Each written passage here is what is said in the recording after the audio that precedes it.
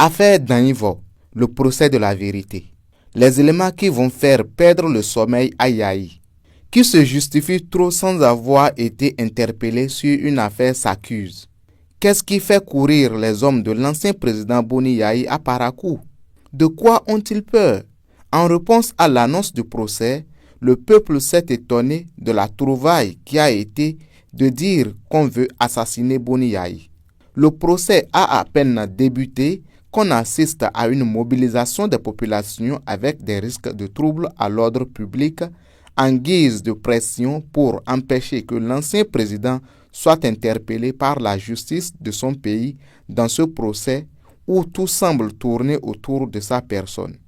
On se demande si une telle manœuvre répond aux aspirations d'une bonne démocratie, celle-là même qui est prônée par le parti de l'ancien président. Même si certaines déclarations entendues au tribunal dans ce dossier, de la part des mises en cause et même des hommes de main de l'ancien président, sont de nature à troubler son sommeil, cela ne saurait justifier le montage en cours à Parakou. Quand on n'a rien à se reprocher, on ne s'agite pas. On ne cherche pas à mettre la pression sur la justice de son pays. De Boni Yahi, dont les Béninois ont un grand respect, il ne serait pas élégant que ces hommes poussent à croire que, je cite, « que se sent morvé se mouche ».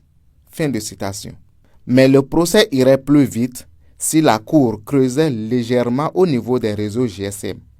Le téléphone de l'ancien ministre Bernard Lani Davo étant connu le jour de l'appel qu'il attribue au monsieur de la garde présidentielle aussi.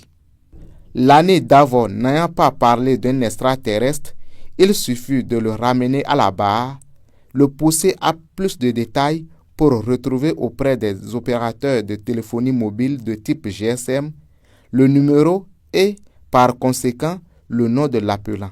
Ce dernier parlant au nom et pour le compte du président Boni Yahi selon le ministre. Lani Davo ayant déclaré à la barre que c'était pour aller soutenir un des prévenus, assassin de Danivo.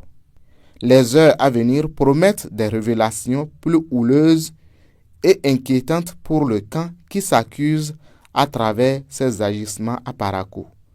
À suivre. Aboubakar Takou.